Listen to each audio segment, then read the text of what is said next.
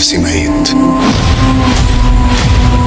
ازيكم عاملين ايه؟ مسلسل إفراج رمضان 2026، لايك وسبسكرايب ولا بينا نبدأ. بيطلع براءة بعد 12 سنة سجن ظلم. الإعلان بيبدأ بكلمة توضح إنه مش هو القاتل، مراته ولا بناته. صرت فيها أعز الناس، عشان كده مفيش مخلوق هيقدر عليا. بيقول أنا كنت عديت نفسي ميت، ده كلام كان بيقوله لنفسه وهو في السجن. صرت فيها أعز الناس، مفيش واحد مجنون يقتل بالبرود يطلع ينتقم. نوري الغريب يكون شخص طبيعي بس قريب للقلب. موت القديم. ده بيبين كل تفاصيل إن مش هو القاتل. يبدأ بشخص العباس، شخص بسيط شغال في شركة شحن وضايع، وبيكتشف إنه كان مضحوك عليه وشغال مع ناس شمال. عشان تعرف تحيي الجديدة صح. عباس وبيطلعوا شبكة بيبيع مخدرات، فبيبلغ البوليس. هنا بيتجمعوا عليه وبيخلصوا على مراته وبنته. الشبكة دي فيها ناس تقيلة، يبعتوا ناس تشهد على عباس بأنه شخص إجرامي وسبق ليه إنه عمل أفعال مريبة. قتلت علي يا عباس، من قايل لك ايه خط عجيب عشان مش عايز الدم. وإنهم شافوه وهو طالع ينفذ الجريمة، ولما بيخرج يلاقي صاحبه اللي كان شغال معاه بقى معلم. أنا حبيت نوفل.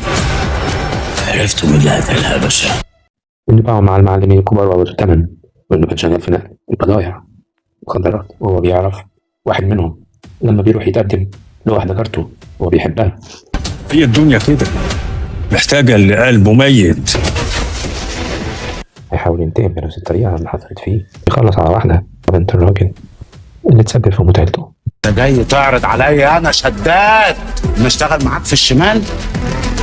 بيفضل يدور لحد ما بيلاقي ابن الراجل اللي تسبب في موت عيلته، وبيجري وراه. بيهرب في اللي قدام دي شكلها حطوله الكل، عايز نبقى لقمة في.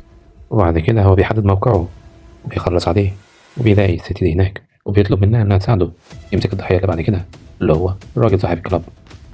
الست دي بتساعده فعلا، وبيمسكوا الشخص ده وهو بيخلص عليه. زي النوبة اللي فاتت ودهس خدان الحق، قرار خدته وطريق همشيه.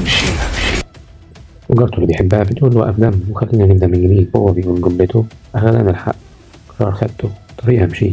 ولقد تجرد المتهم من كل قيم الإنسانية وجاهد فطرة الله، وأن الله لا يهدي كيد الخائنين.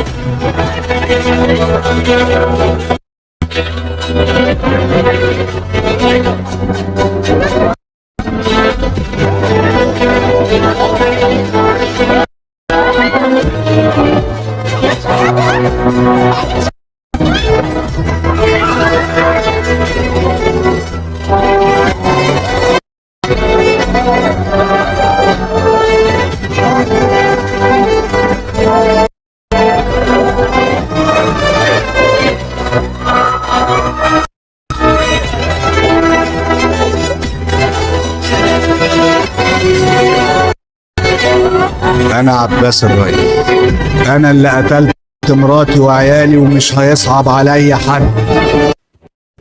تحبيني قد إيه؟ بحبك قد العالم ده كله. أنا ببص لعندك. أمه بتصدق إن هو عمل كده، خايفة على نفسها منه، بتطرده وبتقول له ما تجيش تاني طول ما قلبك فيه كده.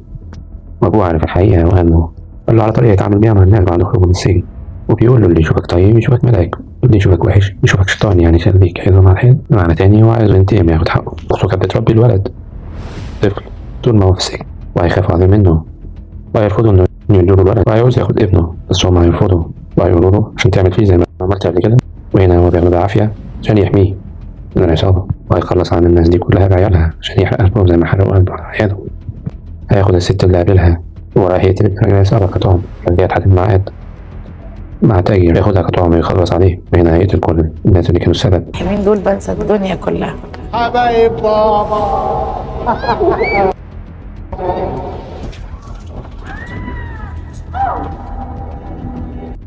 بس الرئيس، أنا اللي قتلت مراتي وعيالي. ولقد تجرد المتهم من كل فقتل وظلم. مبروك على 12 سنة من قضية زي دي، مش أكتر غير من دعاء والدين صالحين. محتاج تاخد حقك من الدنيا دي. تشغل مخك بطريقه ما تقوليش حرام وحلال يا شداد، ما انا فهمت بقى. اذا كان ربنا ادانا مال وبنون.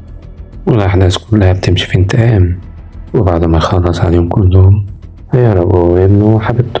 نحاول نعمل تاني وربك بيقدر. أنا عمري ما عرفت حد ولا حبيت حد قد الموت أهون عليا من كره. مش البيت ده طول ما قلبك فيه غني. امشي من هنا وما تمشي هنا تاني.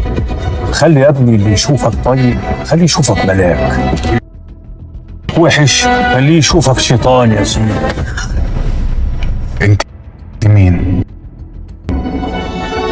انا نفسي اخش جواك كده والم كل الهم المبدور اللي جوه ده. الحته دي سعاده وحب وضحك. عباس يا باشا مجرم. أنا حبيت مجرم. أبطال العمل عمرو سعد، الدور الرئيسي عباس الريس، دور أعمال سامي إبراهيم، حاتم صلاح، عبد العزيز مخيون، دور ماجد وغيرهم. الواد ده بقى كرة نار، لازم تخلصي منه.